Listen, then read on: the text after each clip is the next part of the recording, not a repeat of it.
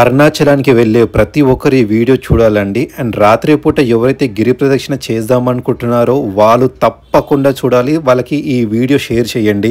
ఎక్కడ స్కిప్ చేయకుండా ఈ వీడియో చివరి వరకు చూడండి. చాలా ఇన్ఫర్మేషన్ ఉంటుంది. ఎంత ఇన్ఫర్మేషన్ అంటే మీరు కూడా నమ్మనంత ఇన్ఫర్మేషన్ ఉంటుంది. అరుణాచలానికి వెళ్లే ముందు మన జీవితం ఒక తీరుగా ఉంటుంది. అరుణాచలానికి వెళ్ళి గిరి ప్రదక్షిణ చేసిన తర్వాత మన జీవితం ఇంకొక తీరుగా ఉంటుంది. చిత్రగుప్తుడే రాశాడు లెక్కలు. మళ్ళీ ఇంకొక జీవితం వద్దు అనుకున్న వాళ్ళు ఈ మోక్ష మార్గంలో నుంచి వస్తారు. ఇవన్నీ చాగంటి మాటలు విన్న తర్వాత చాలా మంది అరుణాచలానికి వెళ్ళడం జరుగుతుంది. నేను కూడా వెళ్ళాను. మా ఇంటి నుంచి సికింద్రాబాద్ బస్సులో వెళ్తే నాకు 20 రూపాయలు అవుతుంది. Without proper plan some work delay వల్ల ర్యాపిడో బుక్ చేసుకుని వెళ్ళాను. 200 రూపాయలు బొక్క పడ్డది. సో ఏ ట్రిప్కి వెళ్ళినా సరే ప్లాన్ అనేది చాలా ఇంపార్టెంట్. అందరు చేసే మిస్టేకే ప్లాన్ అనేది ప్రాపర్ ప్లాన్ ఉండదు. తర్వాత ట్రైన్ టికెట్స్ మాత్రం ప్రీ ప్లాన్గా బుక్ చేసుకున్నానండి. ఎవ్రీ థర్స్డే ఒక ట్రైన్ ఉంటుంది. 7:50కి ఆ ట్రైన్ అనేది స్టార్ట్ అవుతుందండి. ట్రైన్ నెంబర్ వచ్చేసి 07601. సికింద్రాబాద్ నుంచి తిరువనమలైకి మనం వెళ్ళాలండి. 7:50 అయితే ట్రైన్. నేను వచ్చేసే వరకు 7:30 అయింది. And platform number where is my ట్రైన్లో చూస్తే 8th ప్లాట్ఫామ్లో చూపిస్తుంది. అండ్ మనకి బయట బోర్డులో కానీ అండ్ 1 అవర్ ముందు అనౌన్స్మెంట్లో కూడా వినిపిస్తారు. వినండి, తప్పకుండా ట్రైన్ మిస్ కాకండి ఎవరైనా సరే. మన ట్రైన్ పేరు వచ్చేసి SCVM స్పెషల్ ట్రైన్ అండి. అండ్ ఈ ట్రైన్ ఎవ్రీ థర్స్డే ఉంటుంది. దీని ట్రైన్ టికెట్ కాస్ట్ వచ్చేసి స్లీపర్లో 565 రూపీస్ ఉంటుందండి. ఇది మనకి ఎండాకాలం తప్ప ఏ కాలంలో స్లీపర్లో వెళ్ళినా చాలా బెస్టే. తర్వాత ఏసీలో మాత్రం వెళ్ళాలంటే 1530 రూపాయలండి. చాలా హై ప్రైస్ ఉంది. మళ్ళా 2AC వచ్చేసి 2120 రూపాయలు. సో ఇంత బడ్జెట్ మనతోటి భరించడం కాబట్టి నేను సింపుల్గా వెళ్ళిపోదామని 565 రూపీస్ ట్రైన్ టికెట్ బుక్ చేసుకున్నానండి. మన ట్రైన్ అయితే స్టార్ట్ అయ్యింది. అండ్ అన్ని ట్రైన్ డీటెయిల్స్ గురించి వీడియో చివరిలో ఇస్తాను. అండ్ నేను వచ్చేసి తిరువనమలై రైల్వే స్టేషన్లో దిగానండి. ఇక్కడ నుంచి మనకు టెంపుల్కి 4 కిలోమీటర్స్ ఉంటుంది. మీరు ముందుగా మీకు రూమ్స్కి గనక ప్లాన్ చేసుకొని ఉంటే దయచేసి మీకు అక్కడ నుంచి షేరింగ్ ఆటోస్ ఉంటే వెళ్ళండి. 20-30 రూపీస్లో అవుతుంది. లేదు మీకు ఏ రూమ్కి వెళ్ళాలి మాకు ఇక్కడ ఏం ఐడియా లేదంటే ఇక్కడ చిన్న ఆటోస్ ఉంటాయండి. ఈ ఆటో వాళ్ళకి మీరు అడగండి మాకు రూమ్స్ టెంపుల్ దగ్గర కావాలంటే వాళ్ళు తీసుకెళ్తారు. మీ బడ్జెట్ ప్రైస్ చెప్పండి. సింగిల్ ఆటోలో కనుక మీరు వెళ్ళారనుకో దాదాపు 150 నుంచి 200 రూపాయలు తీసుకుంటారు. నాకు మా ఫ్రెండ్ అప్పర్ స్వామి మఠం ఉంటుంది, అక్కడికి వెళ్ళు చాలా రీజనబుల్గా దొరుకుతాయి అంటే నేను ఇక్కడ ఆటో అతనికి అడిగితే సరే అని చెప్పేసి తీసుకువెళ్ళాడండి. నేను రైల్వే స్టేషన్ నుంచి అప్పర్ స్వామి మఠానికి 4 కిలోమీటర్స్ ఉంటుంది. నేను ఎక్కడ బ్రేక్ చేయకుండా కంప్లీట్ రూట్ పెడుతున్నాను. మీరు గనక నడుచుకుంటూ వెళ్ళాలనుకున్న వాళ్ళు లేదా ఫ్రెండ్స్తో సరదాగా మొత్తం చూసుకుంటూ వెళ్ళాలనుకున్న వారు వెళ్ళండి. అండ్ ఆటో అతనికి అడిగాను గిరి ప్రదక్షిణం ఎప్పుడు చేయడమో బెటర్ అంటే ఆటో అతను ఏం చెప్పారంటే మీరు 5 o'clock స్టార్ట్ చేయండి లేదా 5:30కి ఫ్రెష్ అయ్యి స్టార్ట్ చేయండి. మీకు నైట్ 11:30 లోపు క్లోజ్ అవుతుంది, అయిపోతుంది. లేదంటే మీరు లేట్ చేశారనుకో మీకు టెంపుల్స్ క్లోజ్ అవుతాయి. సో దబ్బున వెళ్ళి ఫ్రెష్ అప్ అవ్వండి, లాకర్ తీసుకోండి బెస్ట్ అని చెప్పి సజెస్ట్ చేశాడు. మనకు అరుణాచలంలో సింగిల్గా లేదా 2-3 బాయ్స్ వెళ్ళి అడ్జస్ట్ అవుతాము అనుకుంటేనేమో మీకు 50 రూపాయలకి ఇక్కడ లాకర్ దొరుకుతుంది. అక్కడ 50 రూపాయలు మీ లగేజ్ మొత్తం పెట్టుకొని ఫ్రెష్ అప్ అయ్యి గిరి ప్రదక్షిణకి స్టార్ట్ కండి. లేదు మీరు ఫ్యామిలీ తోటి కనుక వస్తే ఇక్కడ వచ్చేసి రూమ్ కాస్ట్ నేను ఏదో 1000 రూపీస్ లోపు ఉంటుందేమో అనుకున్నాను. లేదండి రూమ్ 2500 రూపాయలు. ముగ్గురు కన్నా ఎక్కువ మంది ఉంటే 2500 రూపాయలు ఏసీ. అదే నాన్ ఏసీ అయితే 2000 రూపాయలు అని చెప్పారు. నాకు ఆ మదం నచ్చలేదండి. మా ఫ్రెండ్ చెప్పాడు అప్పర్ స్వామి మఠం అని. నేను దాని పక్కన ఉన్న సేవా మదం అని ఒకటి ఉంది. దానిలో మాత్రం ఇక్కడ మనకు 2500 రూపాయలు చెప్తే అక్కడ నాకు కేవలం 1200 రూపాయలు చెప్పారండి. చాలా బాగా బెస్ట్ అనిపించింది. అండ్ నాన్ ఏసీ అయితే మనకు వచ్చేసి 800 రూపాయలు ఉంది దీనిలో. సో దాంతో కంపేర్ చేసుకుంటే మనకు 1500-1000 రూపాయలు డిఫరెన్స్ ఉంది. ఈ మదానికి నేను ప్రిఫర్ చేస్తాను. మీరు రండి సేవా మదం అనే దానికి. వచ్చి దబ్బున హాఫ్ అన్ అవర్లో మీరు ఫ్రెష్ అప్ అయిపోయి మీరు గిరి ప్రదక్షిణ స్టార్ట్ చేయండి. ఎంత ఎర్లీగా స్టార్ట్ చేస్తే మీకు చాలా మంచిది. ఎందుకంటే టెంపుల్స్ అన్ని ఓపెన్ ఉంటే ప్రతి దేవుని దర్శించుకోవచ్చు. లేదంటే ఆలయాలన్నీ మూసేసి ఉంటాయి. తర్వాత మీరు దేవుని దూరం నుంచి చేసుకోవాలి. ఆ గ్రిల్స్ నుంచి చేసుకోవడం మనకు అసాధ్యం అవుతుంది, మనకు వచ్చినందుకు సాటిస్ఫైగా ఉండదు.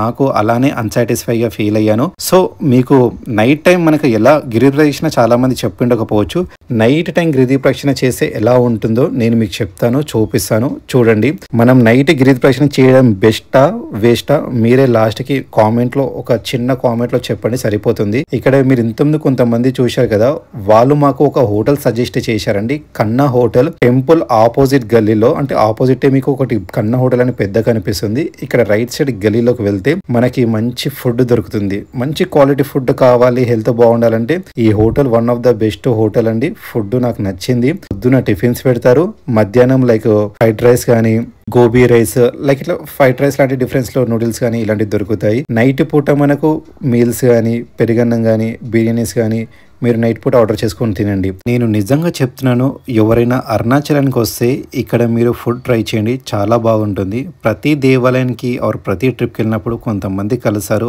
ఆ ప్రయాణం చాలా బాగుంటుంది. గిరి ప్రదక్షిణ స్టార్ట్ చేసే ముందు ఈస్ట్ గోపురం దగ్గర మనము ఒత్తులతోటి స్వామివారికి దీపం పెడితే చాలా బాగుంటుంది. అలా అని చెప్పేసి ఈ అమ్మగారి దగ్గర అడిగితే తను ఫస్ట్ 15 రూపాయలకి ఒకటి, 30 రూపాయలకు 2 అని చెప్పింది. తర్వాత తీసుకునే వారికి 75 రూపాయలు అని చెప్పారు.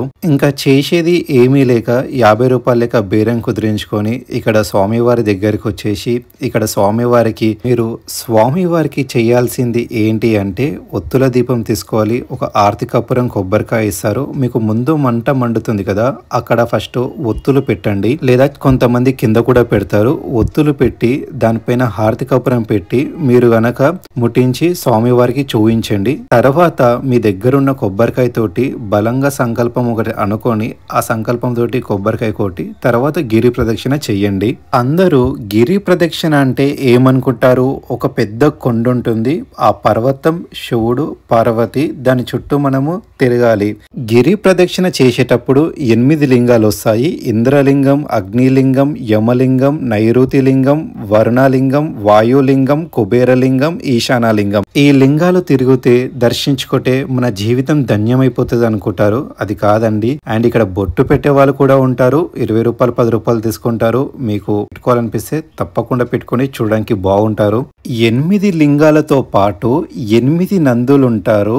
ఆ నందులు చాలా చిన్న ఉంటాయి. మీకు తెలుసా, చాలా మంది నందులని దర్శించుకోరు.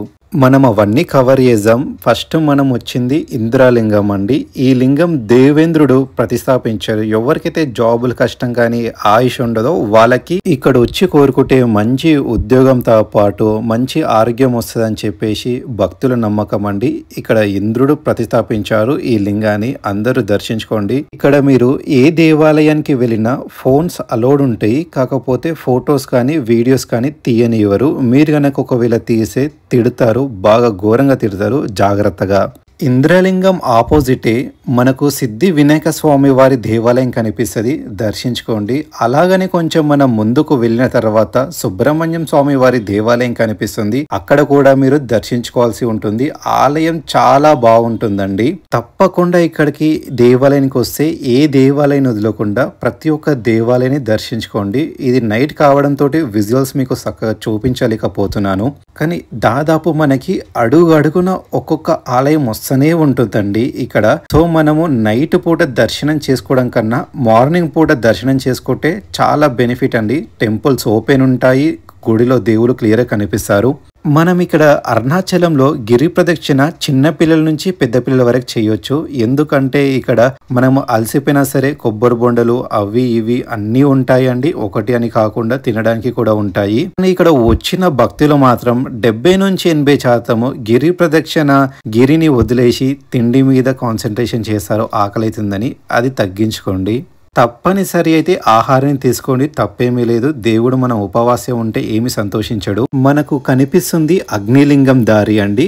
రైట్ సైడ్ వెళ్ళాలి, ఒక చిన్న గల్లీలా ఉంటుంది. దాని లోపలికి వెళ్తే అగ్నిలింగం దర్శనం దొరుకుతుంది. అక్కడ చంద్రుడు ప్రతిష్టాపించాడండి విగ్రహాన్ని. మీకు ఎవరికైనా ఆపదలో ఉన్నారు అన్నట్టు అనిపించినప్పుడు ఇక్కడ స్వామివారి దర్శనం చేసుకుంటే ఆపదల నుంచి కాపాడుతాడండి. ఈ లింగం ప్రత్యేకత అది. అగ్నిలింగాన్ని దర్శించుకొని కొంచెం ముందుకు వెళ్ళిన తర్వాత మనకు శ్రీ శేషాద్రి ఆశ్రమం ఉంటుందండి. ఆ ఆశ్రమం గురించి చాలా మందికి తెలియదు. కొన్ని కోట్ల శక్తులు అనేది ఈ ఆశ్రమంలో యాక్టివేట్ చేశారండి. ఇతనే మనకు రమణ మహర్షి సమాధి కట్టించారు. ఇక్కడ దక్షిణామూర్తి ఆలయం కూడా ఉంటుంది. కొంచెం ముందుకు వెళ్తే రమణ మహర్షి సమాధి కూడా ఉంటుందండి. తర్వాత ఇంకా కొద్దిగా ముందుకెళ్తే గణేశుని దేవాలయం ఉంటుంది.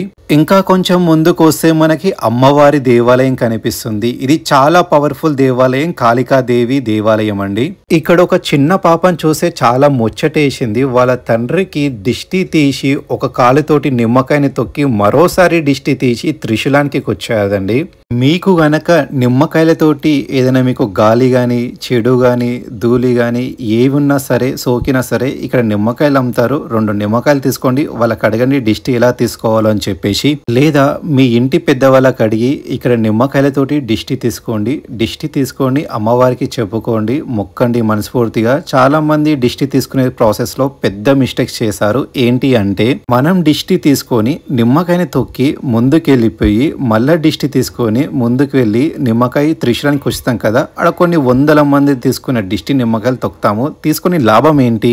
సో ఈ దిష్టి ప్రాసెస్ మనకు అంత ఐడియా లేదు. పూర్తిగా కనుక్కొని మీరు చెయ్యండి, చేయడమే బెటరు. అలా ఏది పడితే అది చేయకూడదు. అమ్మవారి దేవాలయం చాలా పవర్ఫుల్ అండి. అమ్మవారికి వెళ్ళి మనస్ఫూర్తిగా మొక్కండి, అమ్మ నేను ఇలా చేశాను, ఏమైనా పొరపాట్లు తప్పుంటే నేను క్షమించమ్మా అని చెప్పేసి. ఇక్కడ కాళికాదేవి విగ్రహాన్ని చూస్తే ఉంటది నా స్వామి రంగా, మన ఒళ్ళు మన బాడీ నుంచి ఒక గూస్ బంప్స్ అంటారో మరి ఇంకేందంటారో తెలియదండి. ఇలా మన కంప్లీట్ మన శక్తి మన ఆత్మ మన ఆత్మీయంలో ఉండదండి. 2 చేతులు అమ్మవారి దగ్గరికి వెళ్ళిపోతే అండి, 2 చేతులు జోడించి అమ్మవారిని మొక్కాలనిపిస్తుంది, అమ్మవారి పాదాలపైన పడాలనిపిస్తుంది. అంత పవర్ఫుల్గా అనిపిస్తుంది ఈ దేవాలయానికి వెళ్ళినప్పుడు. గిరి అంటే మామూలు మాట కాదండి. శివపార్వతులు ఇక్కడ కొన్ని వేల మంది దేవతలు వచ్చి ప్రదక్షిణలు చేసినట్టు చరిత్ర ఉంది. కొన్ని కోట్ల శక్తులు అయితే ఈ ఆలయంలో ఉంటాయి. కొంచెం ముందుకు వెళ్తే మనకు రాయపాడి టెంపుల్ అనేది ఉంటుందండి. ఇది ఎందుకంటే చాలా మంది ఫెయిల్యూర్స్ కావడము, తర్వాత చాలా మందికి సక్సెస్ ఉండదు, లోపల మనసుకి గురువు అయితే చూడు, వాళ్ళ కోసం ఆ ఆలయానికి వెళ్ళి దర్శించుకోండి. రాత్రి అవడంతో మనకు చాలా దేవాలయాలు కనిపించవు. మీరు గిరి ప్రదక్షిణ చేసేటప్పుడు ఏమైనా తినాలి తాగాలన్నప్పుడు కోకోనట్ వాటర్ తాగండి. లేదంటే మనకి కొబ్బరి పువ్వు చాలా కూల్ అండి, బాడీకి చాలా మంచిది, తీసుకోండి. తర్వాత మనం కొంచెం ముందుకు వెళ్తే సింహ తీర్థం వస్తుందండి. అక్కడ కూడా దర్శించుకోవాలి. దర్శించుకున్న తర్వాత నెక్స్ట్ వచ్చే దేవాలయమే యమలింగం అండి. ఈ లింగం గురించి చెప్పాల్సిన ప్రత్యేక అవసరం లేదండి. యముడు చేత ప్రతిష్టాపించిన విగ్రహం యమలింగం అండి. ఒక్కొక్కరికి ప్రజెంట్ జనరేషన్లో ఘోరమైన అప్పులుంటాయండి, తీర్చుకోలేని అప్పులుంటాయి. వాళ్ళు మాత్రం ఈ దేవాలయంలో ఒక స్తోత్రం ఉంటుంది, అది తప్పకుండా చదవండి. మీ బాధలన్నీ స్వామివారికి చెప్పుకోండి. నేను మీకు చెప్పాను కదా 8 లింగాలతో పాటు 8 నందిలు ఉంటాయండి. ఇక్కడ దగ్గరనే మనకు ఒక ఫస్ట్ నంది కనిపిస్తారు, అక్కడ దర్శనం చేసుకోవాలి తప్పకుండా. నంది చాలా చిన్న ఉండడంతో ఎవరికి కనిపించదు. మరియు ఇక్కడ చీకటి అవ్వడంతో మనకి చాలా టెంపుల్స్ కూడా కనిపించవు, క్లోజ్ చేసి ఉంటాయండి. మనకి ఆ నందిని పృథ్వీ నంది అంటారండి. ఫస్ట్ దీపం అక్కడ పెట్టాలి. ఏమున్నా నంది దగ్గర చెప్పుకుంటే స్వామివారి దగ్గరికి వెళ్తాయి. వాలమారి గణపతి దేవాలయం అండి ఇది. అదృష్టం దొరుకుతుందండి ఇక్కడికి వెళ్ళి ఒక్కసారి మొక్కుతే, అదృష్టమే అదృష్టం. తర్వాత ఇక్కడ ఒక ఫారెస్ట్ లెక్క ఉంటుంది, చాలా జింకలు ఉంటుందండి. ఇక్కడ వచ్చేసి కాటు శివ మఠ్ అని ఒకటి టెంపుల్ ఉంటుందండి. ఒకటి రోడ్డు మీదనే మొక్కాలి దేవునికి. ఫారెస్ట్ లోపలికి పోనించరు. పోవాలంటే మనకు ఒక గైడ్ ఉండాలి, గవర్నమెంట్ పర్మిషన్ ఉండాలి. తర్వాత కొంచెం ముందుకు వెళ్తే 13వది అంటే 2వ నంది అప్పు నంది అండి. మనం ఏం పొడగొట్టుకున్నా తిరిగి వస్తాయి. ఇంకా కొంచెం ముందుకు పోతే శోనా తీర్థం వస్తుందండి. ఒక నంది ఏమో బయటికి, ఒక నంది ఏమో గిరిని చూసినట్టు కనిపిస్తుంది. అక్కడ తప్పకుండా దర్శనం చేసుకోవాలి. తర్వాత మరియమ్మ టెంపుల్ ఉంటుంది. అక్కడ సంతానం డబ్బు కోసం ఎటువంటి మొక్కున్నా మొక్కుకోవాలి. కొంచెం ముందుకు వస్తే మీకు కనిపిస్తున్న ఇప్పుడు నైరుతి లింగం ఉంటుందండి. ఇక్కడ నైరుతి లింగాన్ని ప్రతిష్టాపించింది ఎవరో కారండి, రాక్షస రాజు నైరుతి అనే పర్సన్ స్థాపించాడు. మీకు ఎటువంటి రాక్షస బాధ ఉన్నా, అప్పులు ఉన్న, కీర్తి ప్రతిష్టలు అన్నీ పోయినా సరే తిరిగి మళ్ళా అవన్నీ సంపాదించాలంటే మన జీవితంలో చాలా ముఖ్యమైన వాళ్ళు పోతారు. మళ్ళా వాళ్ళన్నీ తిరిగి రావాలంటే ఈ ఆలయానికి వచ్చి తప్పకుండా నైరుతి లింగాన్ని దర్శనం చేసుకోవాలండి. ఇక్కడ స్వామివారు చూశారా ఎంత అలంకార ప్రియుడుగా ఉన్నారో. అటు ముందే మనకి నంది ముఖ దర్శనం దొరుకుతుందండి, తప్పకుండా చేసుకోవాలి. ఇంకా కొంచెం ముందుకు వెళ్తే మనకు వల్లేలరుగు ఆశ్రమం ఉంటుందండి, ఆశ్రమంకి ఒకసారి విచ్చేయండి. ఆ తర్వాత మనకు ఆర్డినరీ అన్నమలై టెంపుల్ ఉంటుందండి, అక్కడ తప్పకుండా వెళ్ళి దర్శనం చేసుకోవాలి. ఇంకా కొంచెం మనం ముందుకు వెళ్ళామనుకో ఆకాశ నంది ఉంటుంది, తప్పకుండా చేసుకోండి. అది 4వ నంది అండి, ఆకాశ నంది. చీకటి అవ్వడంతో రాత్రిపూట అవి మనకి ఏవి కనిపించవు. సో నేను మీకు ఇలా ఎక్స్ప్లెయిన్ చేస్తున్నాను ఇక్కడ ఏమేమి ఉంటాయో. ఇక్కడ మనకి ఎందుకంటే మనం అన్ని మిస్ అవుతామండి. ఖాళీ 8 లింగాలే తెలుసు, 8 నందిలు, 3 ఆశ్రమాలు, ఇంకా చాలా టెంపుల్స్ తెలియదు. సో నేను మీకు ఎక్స్ప్లెయిన్ చేస్తున్నాను. అండ్ కొంచెం ముందుకు వెళ్ళామనుకో ఆకాశ నంది నుంచి పలాని అండవార్ టెంపుల్ ఉంటుందండి. ఇంకా కొంచెం ముందుకు వెళ్ళామనుకో సింహానంది ఉంటుందండి. ఇది చాలా పవిత్రమైన నంది. మీకు ఏ చెడు అలవాటు ఉన్నా గానీ ఇక్కడ నంది దగ్గరకు వచ్చి మొక్కండి, సంకల్పం తీసుకోండి. ఇక్కడ వాటర్ ఉంటది, ఆ వాటర్ వదిలేయండి. మీకు తాగుడు అలవాటు ఉందనుకోండి, నాకు ఈ తాగుడు వెళ్ళిపోవాలని చెప్పేసి అక్కడ నంది దగ్గర మొక్కుకొని వాటర్ వదిలేసామనుకో ఫ్యూచర్ లో మీరు తాగాలనుకున్నా సరే ఏదో ఒకటి మనీ అవసరం వచ్చి అది దానికోసం కాకుండా దీనికి ఖర్చు పెడతారు. సో అలా స్వామివారు మనకి హెల్ప్ చేస్తారండి. మనం ఇంకా కొంచెం ముందుకు వెళ్తే కన్నప్ప టెంపుల్ ఉంటుందండి. ఫారెస్ట్ డిపార్ట్మెంట్ వాళ్ళైతే అలో చెయ్యరు. ఇక్కడ పరమశివుడు వచ్చేసి కోయవాల రూపంలో ఉంటారు, చాలా విశేషం. ఇంకా కొంచెం మనం ముందుకు వెళ్తే మనకు గౌతమ మహర్షి ఆశ్రమం కనిపిస్తుంది. ఇక్కడ సాక్షాత్తు పార్వతీదేవి వచ్చి కొన్ని రోజులు ఇక్కడ ఉండి తపస్సు చేశారండి. గౌతమ మహర్షి ఆశ్రమానికి వెళ్ళి అక్కడ మీరు తపస్సు చేయడం మర్చిపోకండి. మధ్యలో మనకి చాలా దేవాలయాలు వస్తాయి, మీరు ఇక్కడ దర్శనం చేసుకోవడం తప్పకుండా మర్చిపోకండి. వెళ్ళి దర్శనం చేసుకోండి మీరు. ఇంకా కొంచెం ముందుకు వెళ్తే సాయిబాబా దేవాలయం ఉంది, చాలా అద్భుతంగా ఉండండి, వెళ్ళి దర్శనం చేసుకోండి. తర్వాత మనకి సూర్యలింగం ఉంటుంది. ఇక్కడ సూర్యుడి చేత ప్రతిష్టాపించిన లింగం సూర్యలింగం అండి. ఈ లింగం ఎలా వచ్చిందంటే ఒకరోజు సూర్యుడు శక్తి మొత్తం కోల్పోయి ఇక్కడ వచ్చి తపస్సు చేసి లింగాన్ని ప్రతిష్టాపించడం వల్ల మల్ల సూర్యుడు ఇక్కడ ఈ లింగాన్ని ప్రతిష్టాపించడం వల్ల సూర్యుడు ఏవైతే శక్తులు కోల్పోయాడో అవన్నీ మళ్ళీ తెచ్చుకున్నారని చెప్పేసి ఇక్కడ చరిత్ర అయితే చెప్తుందండి మనకి. తర్వాత మనకి ముందు సాయిబాబా టెంపుల్ ఉంటుంది, దర్శనం చేసుకోండి. చాలా అంటే చాలా పీస్ఫుల్ బాగుంటుంది. కానీ రాత్రి రావడంతో మాకు ఆ సౌకర్యం లేదు. మనకు నెక్స్ట్ వచ్చేసి వర్ణలింగం ఉంటుందండి. అది వచ్చేసి శనిదేవుడు ప్రతిష్టాపించాడు అక్కడ వర్ణలింగాన్ని. మీరు చూస్తున్నారు కదా, దాదాపు సగం దూరం అయితే చేరుకున్నాము. మనకు ప్రతి దగ్గర ఇలా ఒక బోర్డు ఉంటుంది, ఆ బోర్డుని చూసుకుంటే ఎన్ని కిలోమీటర్స్ దగ్గరికి వెళ్ళారు, ఇక్కడ ఎన్నో ఆలయం అని చెప్పేసి మీరు తెలుసుకోవచ్చు. మన జీవితంలో శని, దరిద్రం, ఇంకా అష్ట కష్టాలు, అప్పుల బాధలు, గొడవలు, లొల్లిలు, పంచాయతీలు ఏ ఉన్నా ఆడ స్వామివారిని మొక్కండి పోతాయి.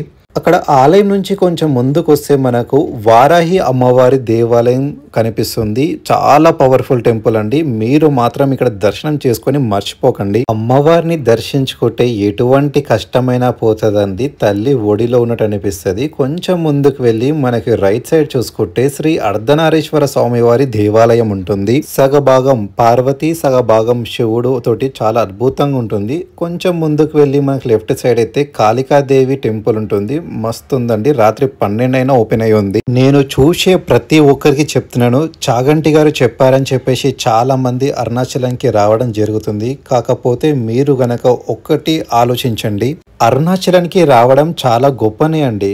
కాకపోతే ఇక్కడ మనకు ఫెసిలిటీస్ లేవు. సో మీరు మంచి వెదర్ టైమింగ్ చూసుకొని రండి. ఇక్కడ మీకు రాజరాజేశ్వరి దేవాలయం ఉంది.